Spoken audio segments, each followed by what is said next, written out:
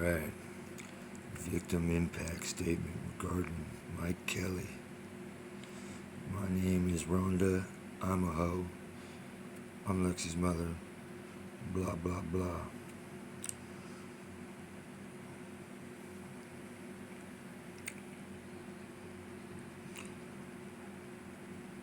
Towards the end of the relationship, Mike moved in, started renting my house. What the fucking zombie doesn't say is that her house was full of her shit. Dirty tampons, dust, old ass medicine, all her furniture, everything. She didn't move one thing out. Drawers full of clothes, closet full of clothes, and I wasn't allowed to throw anything away or pack it up because I wasn't meant to stay there very long. I got moved in there to be monitored, set up, and watched. After numerous incidents committed by Mike at my house that were slowly destroying it and possibly putting me in a serious liability situation, I served Mike with eviction papers in person on June 12th. Well, I didn't damage a single fucking thing at the house. I did break a PVC water spigot because I was trying to put out the fire. My son's friend had lit in the back using fireworks.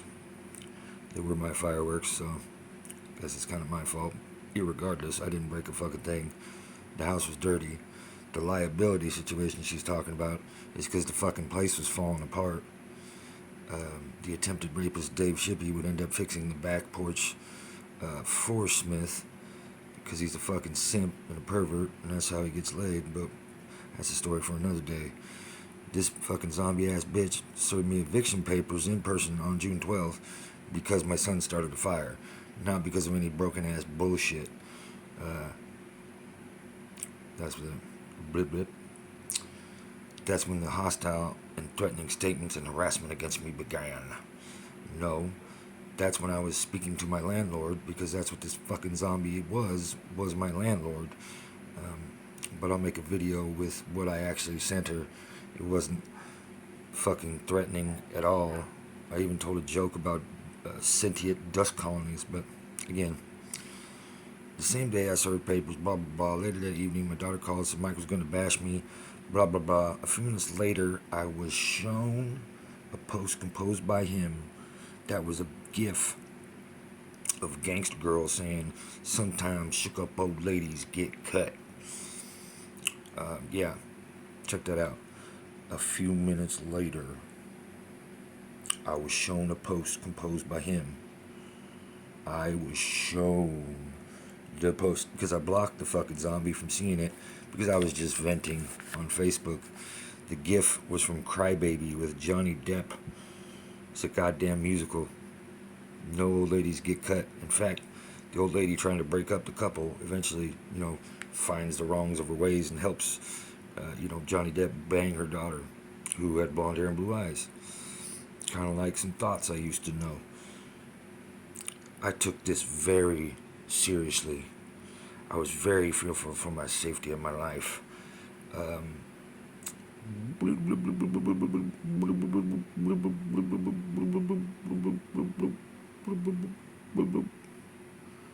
was very fearful for my life. So fearful that I went and got my hair done and didn't leave town and didn't go to my son's house, who's a fucking cop. But anyway, but I went to the house to pick up Smith to go to a fucking baseball game, you lying ass motherfucker.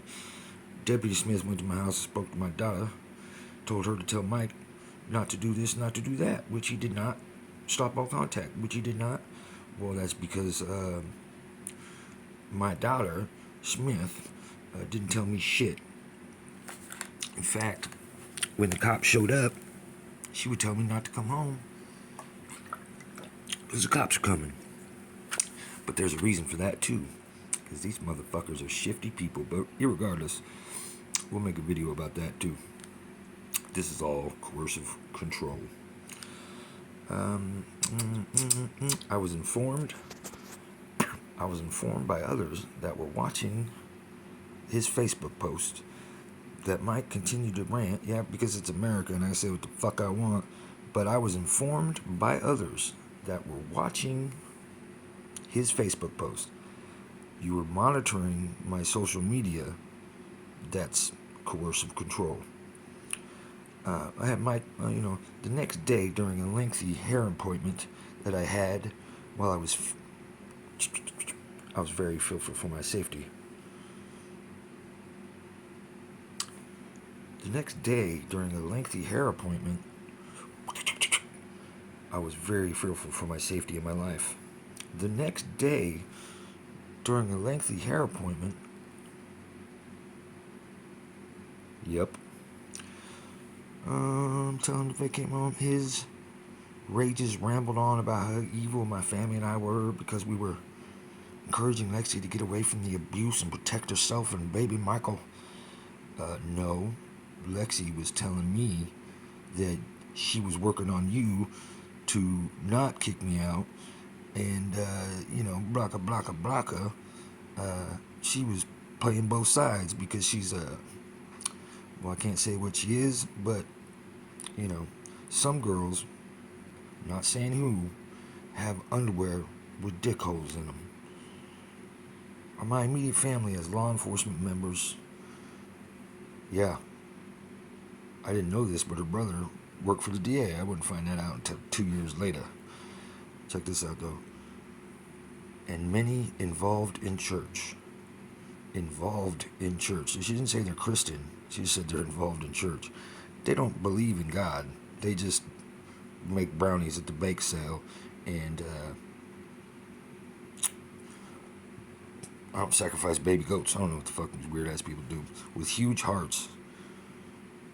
Who, we'll stop right there. That's page 104 of lying ass, victim ass impact statement. Lies, lies, lies.